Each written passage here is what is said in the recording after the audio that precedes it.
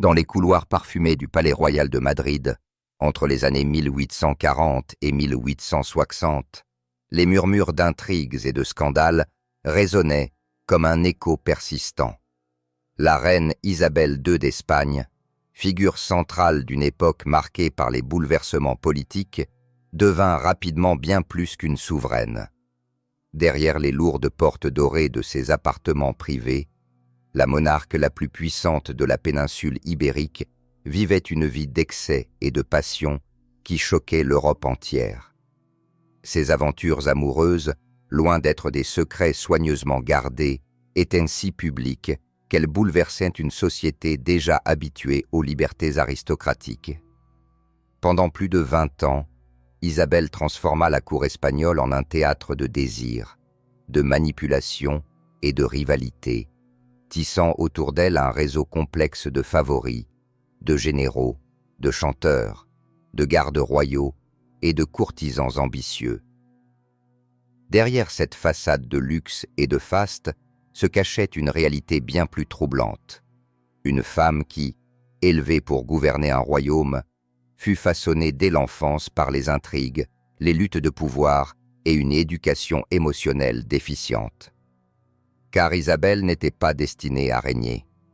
Son destin fut dicté par la naissance.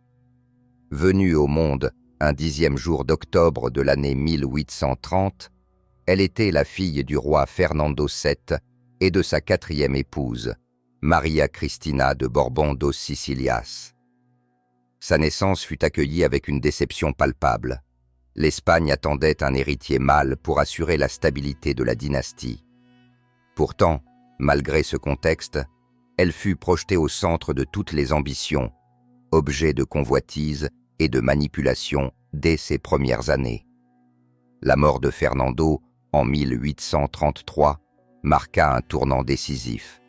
Isabelle, âgée de seulement 3 ans, fut proclamée reine sous la régence de sa mère, Maria Cristina. Ce choix déclencha la première guerre carliste, un conflit sanglant qui divisa profondément l'Espagne entre les partisans de la jeune reine et ceux de son oncle Carlos, qui revendiquait le trône. Pendant 7 années entières, le royaume fut plongé dans une guerre civile brutale, et Isabelle grandit dans une atmosphère de paranoïa, entourée de gardes armés, de courtisans ambitieux et de conseillers qui rivalisaient pour obtenir son attention et son influence. Cette enfance, marquée par la peur et la flatterie, façonna une personnalité capricieuse, convaincue que ses désirs étaient sacrés et que tout le royaume existait pour les satisfaire. Exposée très tôt à des discussions et des comportements inappropriés, Isabelle fut confrontée dès l'enfance à des situations qui auraient dû lui être épargnées. Dans les salons de la Régence, des hommes ambitieux, souvent sans scrupules, évoquaient librement des sujets intimes devant elle, persuadés qu'elle était trop jeune pour comprendre.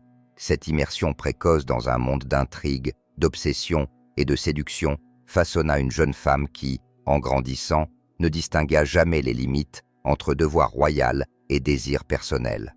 En 1843, alors qu'elle n'avait que 13 ans, Isabelle fut déclarée majeure afin de mettre fin à la régence tumultueuse de sa mère. Adolescente au tempérament instable, émotionnellement fragile mais consciente de son pouvoir absolu, elle se retrouva à la tête d'un royaume fracturé. Cette décision précipitée plaça une enfant dans une position où l'autorité, les privilèges et l'isolement devinrent des forces qu'elle ne sut jamais maîtriser. Très vite, les signes d'une crise profonde apparurent, notamment lors des discussions autour de son mariage. Isabelle, alors à peine âgée de 14 ans, exprimait déjà ouvertement son attirance pour des hommes plus âgés, notamment des généraux et des ministres. Ce comportement choqua même les courtisans les plus libertins et souleva l'inquiétude des diplomates étrangers, préoccupés non seulement par la stabilité du trône, mais aussi par la réputation d'une monarchie espagnole déjà fragile. Chers spectateurs, avant d'aller plus loin dans cette histoire fascinante, permettez-moi un petit instant. Si vous appréciez ce voyage à travers les secrets de la cour d'Espagne et les mystères du règne d'Isabelle II, je vous invite, avec toute ma sincérité, à vous abonner à la chaîne Historien Silencieux. Votre soutien est essentiel pour continuer à partager ces récits uniques. N'hésitez pas également à aimer la vidéo et à laisser un commentaire pour me dire ce que vous en pensez. Merci infiniment pour votre fidélité. La décision du mariage fut finalement prise en 1846. Isabelle épousa son cousin Francisco d'Assis, duc de Cadix. Mais cette union, conçue pour apaiser les tensions politiques, se révéla être un désastre absolu, tant sur le plan personnel que diplomatique. Francisco, décrit comme un homme faible et efféminé, était au centre de rumeurs persistantes concernant son orientation. La nuit de noces fut, selon les confidences des dames de compagnie, un fiasco complet. Le mariage ne fut jamais consommé. Isabelle, déjà éveillée à la sensualité par des années de conversations explicites à la cour, se retrouva humiliée et frustrée. Ce traumatisme marqua un tournant irréversible. Privée d'épanouissement conjugal et consciente de son pouvoir, elle se lança dans une succession d'aventures amoureuses de plus en plus audacieuses. Son premier favori connu fut José María González, surnommé Pepe Alcañices, un jeune officier de la garde royale, rencontré en 1847. Issu d'un milieu modeste, il séduisit la reine par sa virilité et son allure. Isabelle le couvrit de privilèges, lui offrant bijoux, propriétés et sommes colossales issues directement du trésor royal. Plus surprenante encore, elle n'essayait même pas de cacher cette liaison. Alcañiz l'accompagnait lors de cérémonies officielles, voyageait avec elle et disposait d'un accès illimité à ses appartements privés. Cette ostentation choqua les diplomates étrangers qui informèrent de leur capitale du comportement de la souveraine espagnole. Cette relation dura environ 3 années et donna naissance à des enfants attribués officiellement au roi Francisco, bien que la paternité réelle ne trompa personne à la cour. Lorsque la passion s'éteignit, Isabelle rompit brutalement avec Alcañiz. Exilé loin de Madrid, il reçut néanmoins une pension généreuse pour acheter son silence. Mais cette rupture n'était que le début d'un cycle qui allait se répéter à maintes reprises. En 1851, Isabelle fit la rencontre de Carlos Marfori, un chanteur d'opéra italien d'une beauté remarquable et doté d'une voix exceptionnelle. Fascinée, la reine se lança dans une relation passionnelle avec cet artiste déjà marié, ignorant complètement les conventions et les scandales que cela provoquerait. Elle assistait à toutes ces représentations, applaudissant seule depuis sa loge royale, puis faisait escorter Marfori jusqu'à ses appartements, où il restait jusqu'à l'aube. Pendant cette période, Isabelle dilapida des fortunes pour financer des productions créées sur mesure pour mettre en valeur son amant. Elle fit même construire un théâtre privé au sein du palais royal et fit venir les meilleurs musiciens d'Europe. Tout cela alors que l'Espagne traversait une grave crise économique, imposant de lourdes taxes au peuple et peinant à nourrir ses citoyens. Le contraste entre les dépenses somptueuses de la cour et les souffrances du peuple alimenta encore davantage les critiques à l'égard de la reine. La passion dévorante d'Isabelle II pour Carlos Marfori atteignit des sommets qui firent trembler les fondations mêmes de la couronne espagnole. La reine, obsédée par ce chanteur d'opéra à la beauté éclatante, finit par ignorer ouvertement toutes les conventions de bienséance. Les courtisans étaient stupéfaits de la voir se comporter avec une telle insouciance. Elle se rendait seule à ses représentations, occupait la loge royale sans son mari et applaudissait avec une ferveur qui mettait mal à l'aise l'ensemble de la noblesse présente. Après chaque spectacle, Marfori était escorté directement aux appartements privés de la reine, où il demeurait souvent jusqu'au lever du jour. Ce manquement total à la discrétion attisa les rumeurs et suscita un scandale international. Mais Isabelle ne se contenta pas d'un amour caché. Elle transforma sa passion en une démonstration de puissance. Afin de satisfaire les ambitions artistiques de Marfori, elle ordonna la construction d'un théâtre privé au sein même du palais royal. Elle fit importer des décors luxueux d'Italie, engagea les meilleurs musiciens d'Europe et organisa des productions d'une extravagance rare, financées directement par le trésor de l'État. Pendant que la cour s'abandonnait au plaisir de l'opéra, l'Espagne souffrait. Les impôts écrasaient le peuple et les denrées alimentaires se faisaient rares. Les critiques se multipliaient, dans la rue comme dans les journaux étrangers, dénonçant l'aveuglement d'une souveraine absorbée par ses plaisirs, alors que son royaume sombrait dans la crise. La relation avec Marfori ne tarda pas à provoquer des tensions à la cour. Isabelle, devenue possessive et jalouse, exigeait une exclusivité totale. Elle interdisait à Marfori de parler à d'autres femmes et voulait qu'il consacre chaque instant libre à sa compagnie. Lorsqu'elle découvrit que l'artiste entretenait encore une correspondance avec son épouse restée en Italie, une scène d'une rare violence éclata au palais, en présence de plusieurs courtisans médusés. Les disputes entre Isabelle et Marfori étaient désormais connues de tous, et leur intensité ajoutait du combustible à l'incendie des rumeurs qui enflammait Madrid. Pendant près de 5 années, Marfori régna sur le cœur et l'esprit de la reine. Grâce à son influence, il accumula une fortune colossale. Isabelle le combla de cadeaux somptueux, de titres et de privilèges.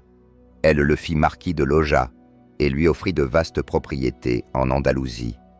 Ces faveurs, jugées excessives, provoquèrent l'indignation de la vieille noblesse espagnole, scandalisée de voir un acteur étranger, sans aucune lignée aristocratique, surpasser des familles qui servaient la couronne depuis des siècles.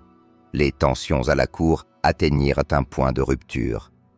Puis, de façon aussi brutale que soudaine, Isabelle se lassa de Marfori. En 1856, sans prévenir, elle lui ordonna de quitter Madrid immédiatement. L'artiste, habitué au luxe et au pouvoir que son statut de favori lui conférait, tenta de résister, mais il découvrit rapidement qu'Isabelle pouvait se montrer impitoyable. Escorté par la garde royale, il fut chassé d'Espagne et condamné à l'exil sous peine d'emprisonnement s'il revenait. Ce renvoi brutal n'était pas un événement isolé, mais un schéma désormais bien établi. Isabelle utilisait ses amants comme des instruments, les élevait au sommet, puis les rejetait avec la même rapidité. À peine Marfori disparut, un nouveau chapitre s'ouvrit dans la vie amoureuse de la reine, et il s'avéra encore plus explosif. En 1857, Isabelle entama une liaison avec le général Enrique Puigmoltó, un officier charismatique décoré pour ses exploits lors des guerres coloniales africaines. Contrairement aux précédents favoris, Puigmoltó ne se contentait pas de richesse ou d'honneur. Il nourrissait des ambitions politiques considérables et voyait dans sa proximité avec la reine une opportunité pour influencer directement le destin de l'Espagne. Sous l'influence de Puigmoltó, la cour espagnole entra dans une nouvelle ère de décadence et d'instabilité. La relation entre Isabelle et le général allait bien au-delà des passions intimes. Elle toucha le cœur même du pouvoir. Puigmoltó commença à intervenir dans les nominations militaires, promouvant ses alliés et écartant tous ceux qui s'opposaient à ses projets. Les postes stratégiques de l'armée furent attribués non pas selon le mérite, mais en fonction des faveurs personnelles, plongeant l'institution militaire dans le chaos. Les tensions qui en résultèrent provoquèrent plusieurs soulèvements mineurs, rapidement étouffés, mais révélateurs du désordre croissant au sein des forces armées. Plus troublant encore, Puigmoltó encouragea Isabelle à franchir des limites inédites. Ce dernier organisa des rencontres privées dans les appartements royaux, introduisant d'autres officiers triés sur le volet dans le cercle intime de la reine. Ces soirées clandestines, décorées avec un luxe extravagant, transformèrent les appartements royaux en un lieu où les faveurs politiques se négociaient à travers des relations personnelles. Les invités recevaient des vêtements précieux, des parfums rares et des banquets somptueux, tandis que des musiciens engagés venaient assurer l'ambiance. Tout cela était financé directement par le Trésor royal, alors même que les soldats espagnols manquaient d'équipement dans les colonies et que les fonctionnaires de l'État attendaient parfois des mois pour être payés. Les rumeurs autour de ces événements commencèrent à circuler bien au-delà des murs du palais. Même le clergé, pilier moral de l'Espagne catholique, fut ébranlé. Des accusations, jamais prouvées, mais largement répétées, évoquaient la participation de prêtres ambitieux cherchant à obtenir des faveurs ecclésiastiques. Ces allégations choquèrent profondément une société où l'Église représentait le socle de la morale publique. La réputation de la monarchie se détériorait à une vitesse inquiétante, alimentée par des pamphlets clandestins distribués dans Madrid et d'autres grandes villes. Pendant cette période, Isabelle donna naissance à plusieurs enfants, dont les pères véritables étaient souvent différents. La fiction selon laquelle le roi Francisco était le père de tous ses enfants devint si absurde que même les documents officiels adoptèrent un langage ambigu pour éviter de confirmer la paternité. Cette confusion grandissante sur la succession royale fragilisa encore davantage la stabilité de la couronne, car personne ne savait plus quels enfants pouvaient véritablement prétendre au trône. L'impact psychologique de ces années d'excès commença à se faire sentir sur la reine. Isabelle alternait entre des périodes de profonde mélancolie et des épisodes d'euphorie intense. Ses colères soudaines, ses décisions impulsives et ses revirements constants rendaient le gouvernement de plus en plus ingérable. Les ministres, déconcertés, rapportaient leur incapacité à obtenir des directives claires d'une souveraine instable. Cette perte de contrôle au sommet alimentait une atmosphère chaotique qui inquiétait autant la noblesse espagnole que les chancelleries européennes. Pour les observateurs étrangers, la cour de Madrid ressemblait de plus en plus à un théâtre d'intrigues et de décadence. Les ambassadeurs britanniques, français et autrichiens envoyaient des rapports alarmants à leur gouvernement, décrivant un palais où le luxe, les passions et la politique se mêlaient dangereusement. Ces rapports circulèrent dans les cours européennes, ternissant irrémédiablement l'image internationale de l'Espagne. Mais ce n'était que le prélude, car sous la domination de Puigmoltó, les frontières entre le pouvoir royal, les désirs personnels et les ambitions politiques disparurent presque totalement. La souveraine, prisonnière de ses passions et influencée par un cercle grandissant de favoris, entraînait son royaume dans une spirale incontrôlable. Ce glissement progressif allait bientôt préparer le terrain à la plus grande crise de tout son règne. Une révolte populaire sans précédent qui, quelques années plus tard, changerait à jamais l'histoire de l'Espagne. À mesure que les années passaient, le règne d'Isabelle II s'enfonçait dans une spirale où l'excès, la négligence et les passions incontrôlées se mêlaient à une instabilité politique grandissante. Sous l'influence de Puigmoltó et de ses nouveaux favoris, la cour de Madrid était devenue le théâtre d'un désordre qui fascinait autant qu'il scandalisait l'Europe. Plus le temps passait, plus les murmures des salons aristocratiques se transformaient en clameurs de rue. La souveraine, jadis symbole d'espoir, apparaissait désormais aux yeux du peuple comme une reine déconnectée, absorbée par ses plaisirs, ses amants et ses fêtes somptueuses, tandis que l'Espagne traversait des crises économiques et sociales profondes. Ce qui choquait le plus n'était pas seulement le nombre de favoris de la reine, mais la manière dont elle distribuait les titres et les privilèges sans discernement. Des officiers de la garde royale, issus de familles modestes, étaient soudainement anoblis et recevaient de vastes domaines. Des commerçants ordinaires, sans la moindre expérience politique, se retrouvaient nommés à des postes clés de l'administration. Des artistes mineurs devenaient conseillers influents, non pas pour leurs compétences, mais pour leur proximité intime avec la monarque. Cette ascension fulgurante d'hommes sans rang, au détriment de familles nobles établies depuis des générations, provoqua une fracture profonde au sein de l'aristocratie espagnole. Les anciennes lignées, humiliés et marginalisés, commencèrent à se détourner d'Isabelle, fragilisant l'un des piliers les plus solides du pouvoir royal. Pendant ce temps, la reine continuait de mener un train de vie fastueux, multipliant les fêtes privées, les banquets extravagants et les réceptions secrètes. Des appartements entiers du palais royal furent redécorés dans un style oriental raffiné. Tentures précieuses, meubles importés d'Asie, parfums rares venus d'Orient. Chaque rencontre intime devenait un spectacle organisé avec soin, où la musique, la lumière et les arômes exotiques créaient une atmosphère d'irréalité totale. Mais ces décorations somptueuses et ces plaisirs coûteux pesaient lourdement sur le trésor espagnol, déjà affaibli par les guerres coloniales et les mauvaises récoltes. Les ministres, désespérés, tentaient de ramener la reine à la raison.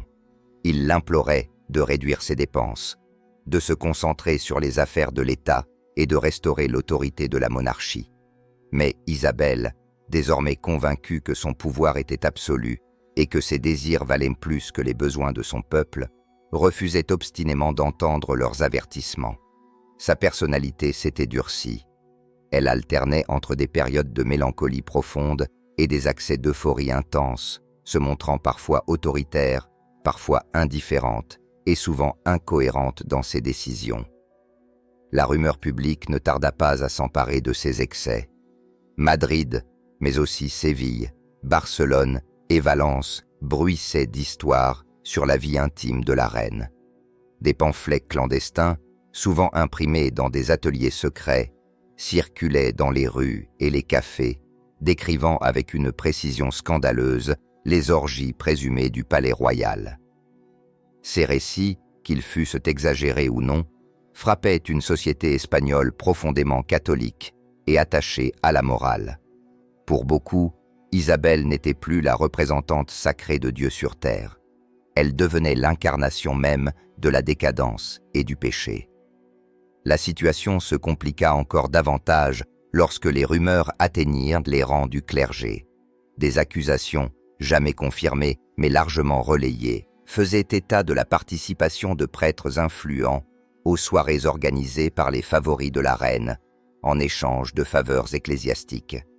Ces insinuations, même invérifiables, ternirent gravement l'image de l'Église espagnole, traditionnellement alliée de la monarchie. Les tensions montaient entre les partisans de la tradition religieuse et ceux qui dénonçaient une corruption généralisée au sein du pouvoir. Dans le même temps, l'Espagne faisait face à une situation économique désastreuse. Les caisses de l'État étaient vidées par les dépenses somptuaires d'Isabelle et les avantages offerts à ses favoris, tandis que les impôts augmentaient et que les prix des denrées alimentaires explosaient. Dans les campagnes, la misère s'accentuait. Les émeutes paysannes se multipliaient, alimentées par la faim et le désespoir.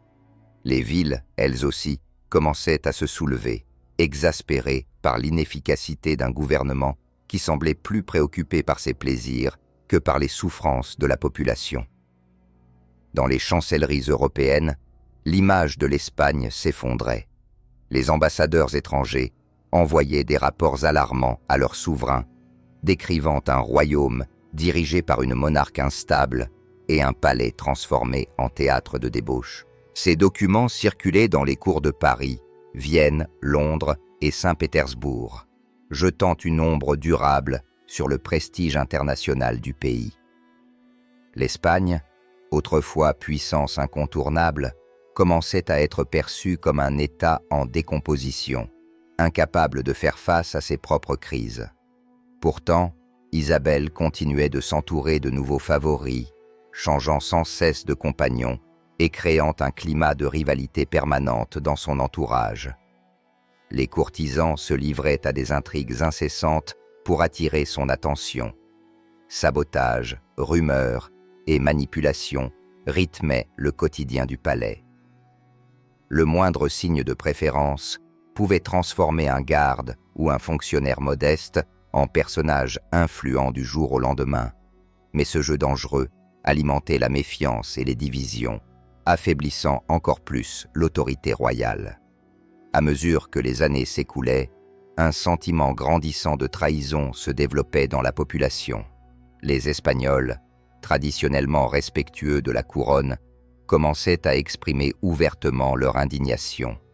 Dans les rues de Madrid, des groupes de citoyens osaient désormais critiquer la reine à voix haute, un fait impensable quelques années plus tôt.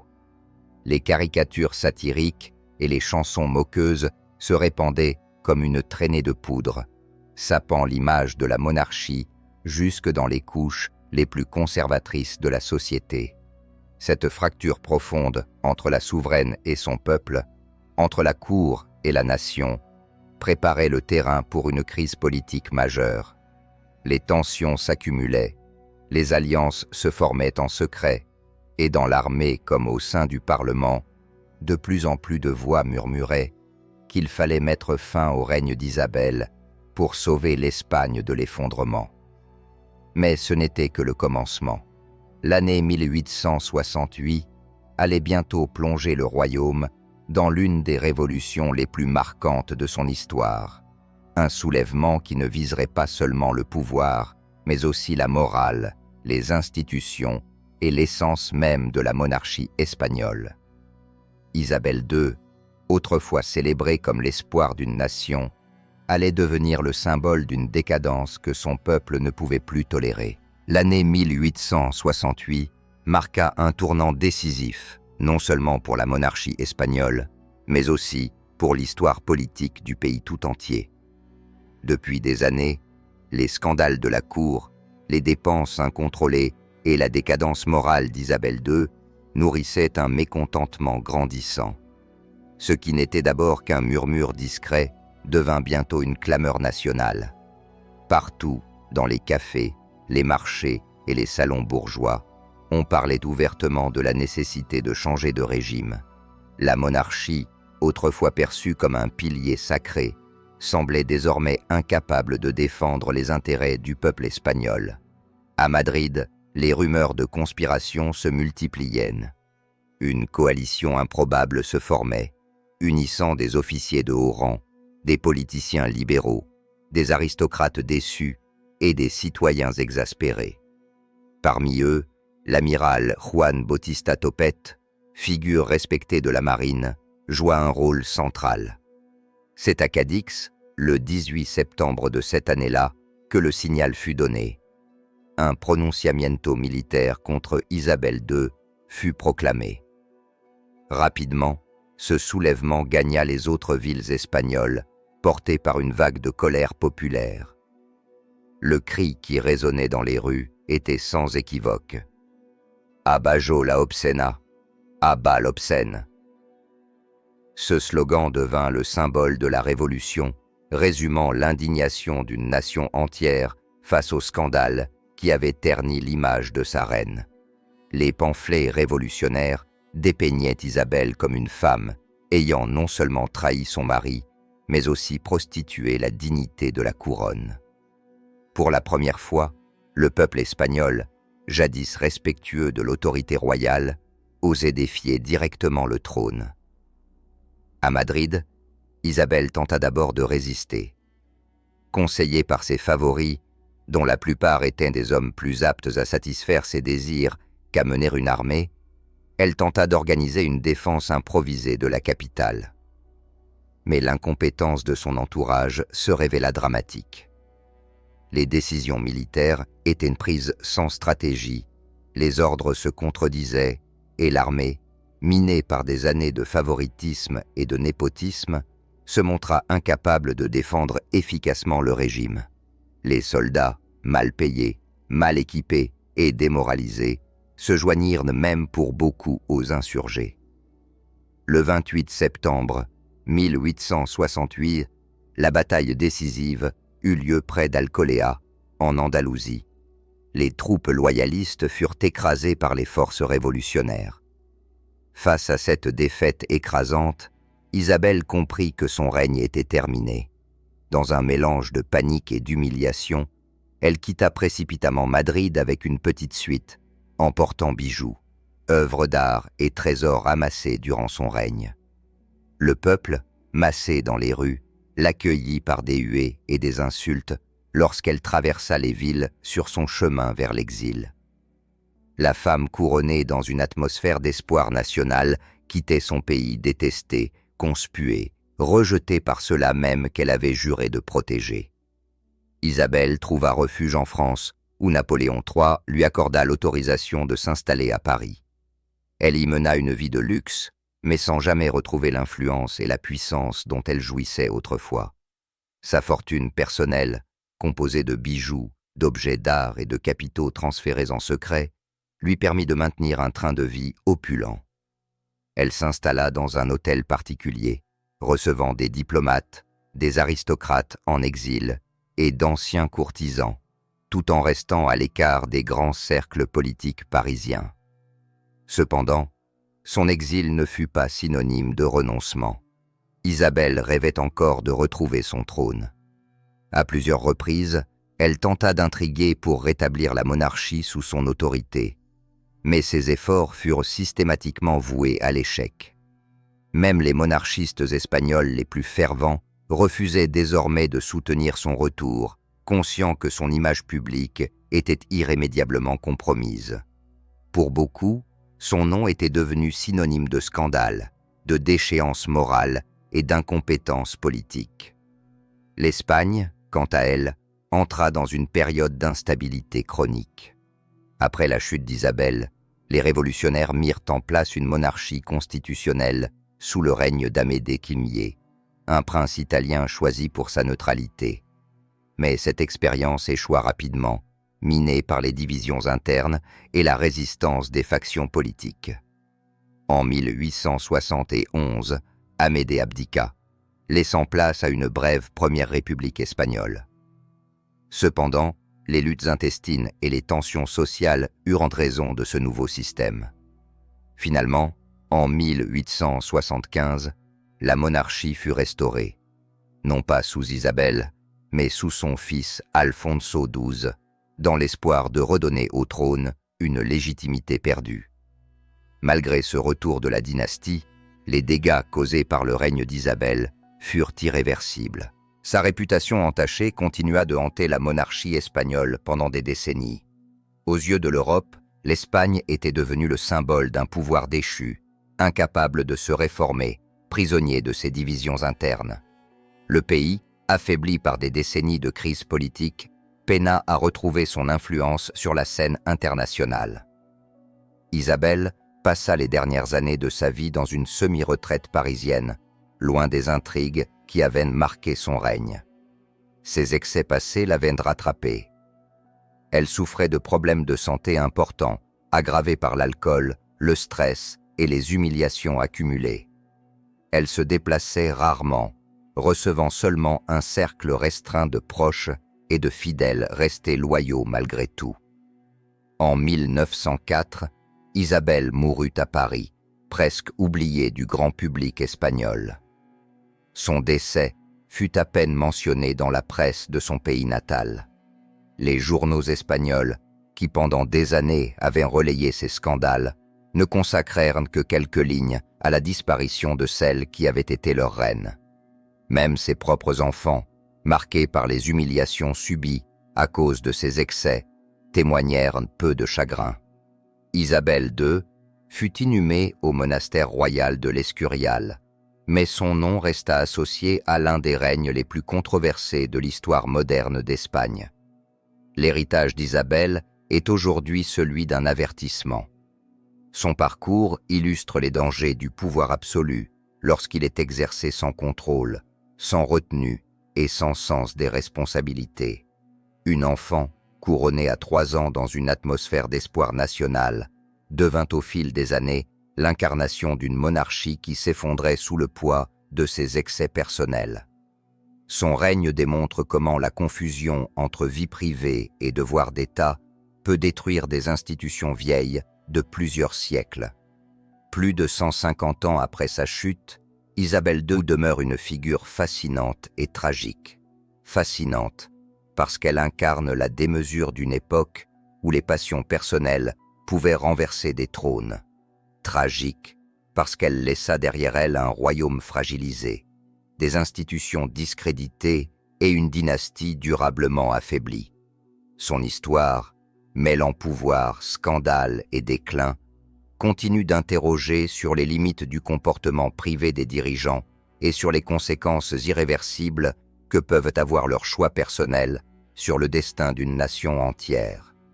Ainsi s'achevait l'histoire d'une reine enfant, devenue symbole de décadence et de chute. Le palais royal de Madrid, jadis théâtre de ses triomphes et de ses excès, conserve encore, derrière ses murs silencieux, l'écho des murmures qui annoncèrent de la fin d'une ère. Isabelle II, dans sa gloire comme dans sa disgrâce, incarne une vérité intemporelle. Aucune couronne, si éclatante soit-elle, n'est à l'abri des passions humaines.